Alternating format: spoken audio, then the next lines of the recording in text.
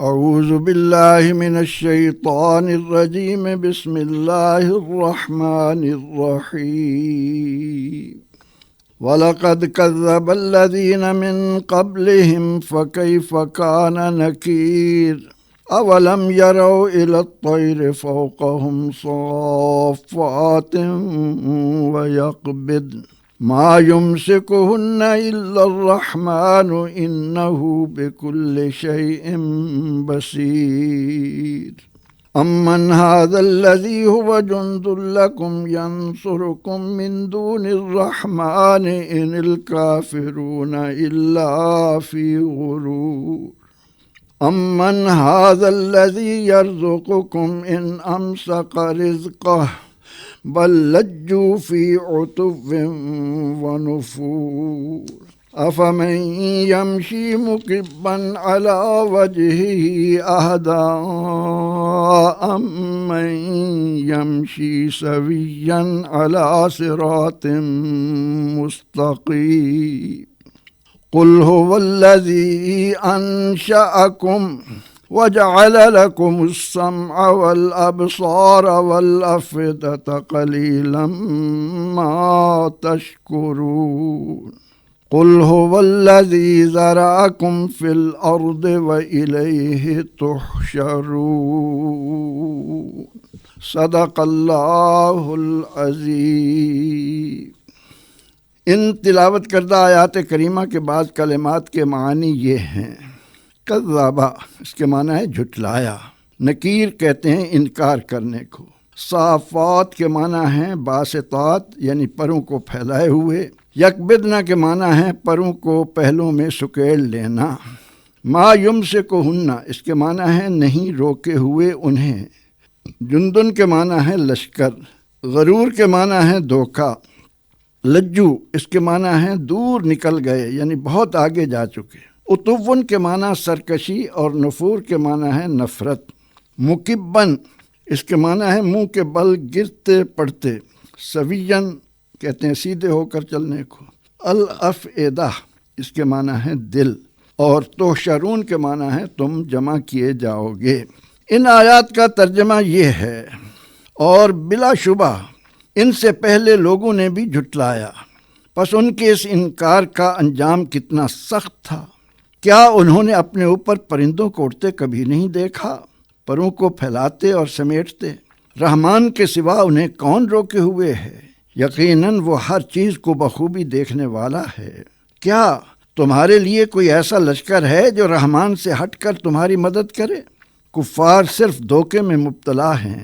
کیا کوئی ایسا ہے جو تمہیں روزی باہم پہنچا سکے اگر اللہ اپنا رزق روک لے؟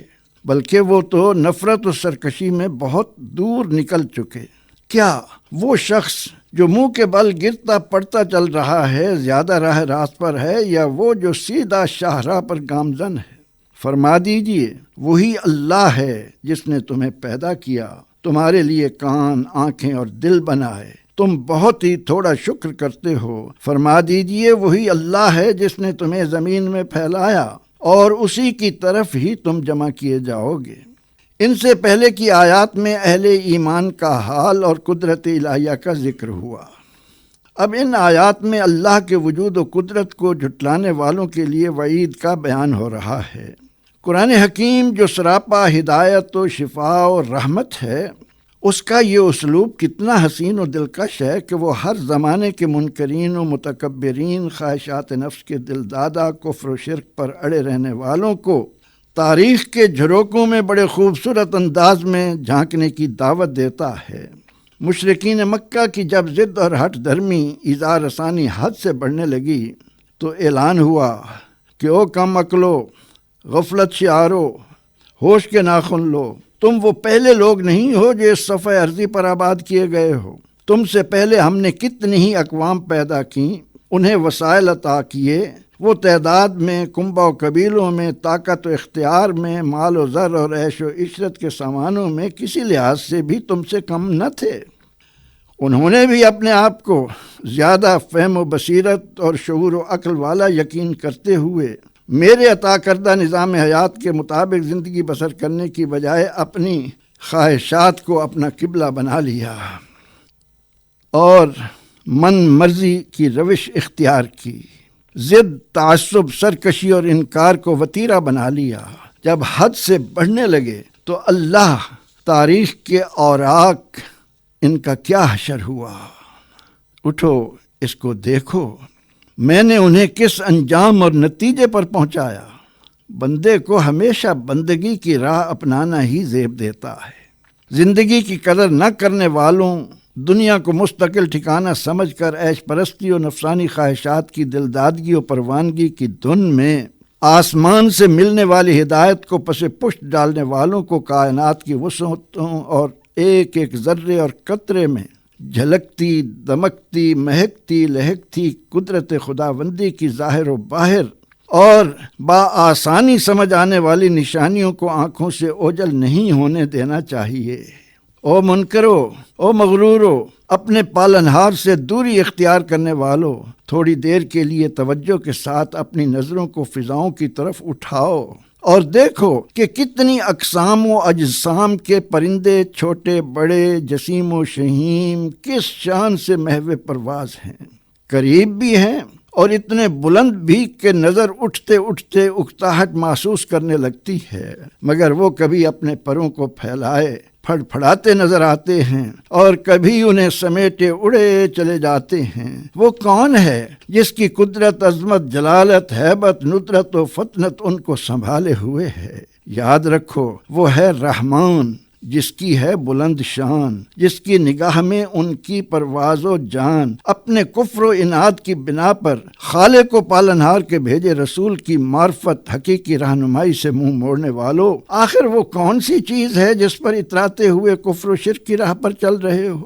یہ تو بتاؤ، اس صفحہ ارضی پر کوئی ایسی طاقت، فوج، جتھا و اسلحہ ایسا ہے جس کے بلبوتے پر تم رحمان، حنان، منان، دیان، سبحان کی گرفت سے اپنے آپ کو بچا لو؟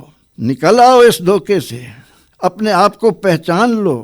کیا پوری کائنات میں کسی کے پاس ایسے ذرائع ہیں کہ تمہیں آکسیجن، حرارت، پانی اور روشنی کے ذریعے روزی دینے والا اپنا رزق روک لے اور وہ تمہیں لا دیں؟ آخر یہ غفلت، سرکشی، نفرت اور تعصب پن کتنی دیر کے لیے تمہیں کام دے گا؟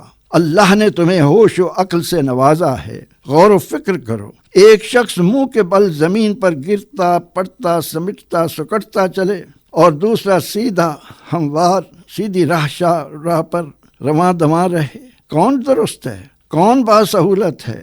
اللہ کریم اپنے حبیب مکرم شفیع معظم سے فرماتا ہے کہ ان غفلت شعاروں، قسمت کے ماروں سے فرماؤ، ذرا اپنے وجود پر نگاہ تو ڈالو اور دیکھو تمہیں کس نے بنایا، کان، آنکھ اور دل کس نے عطا کیے، یہ تمہارا وجود کس کی صنعت و کاریگری کا شاہکار ہے، کیسی صلاحیتیں، قابلیتیں، مہارتیں تمہیں ودیت ہوئی ہیں۔ اس سب کچھ کے باوجود شکر گزاری کی بجائے ناشکری کے انداز، تم خود ہی بتاؤ کہ آخر یہ سب کچھ کیا ہے؟ فیصلہ کن انداز میں ارشاد ہوا، میرے عبد کامل، اے میرے واجب الوجود ہونے کی سب سے بڑی دلیل، انہیں بتا دو، سنا دو کہ یہ صرف اور صرف اللہ کا کرم اور اس کی عنایت خاص ہے کہ اس نے ہی تمہیں زمین پر آباد کیا ہے اور انجام کار تم سب نے اسی کے سامنے ہر حال میں جمع ہونا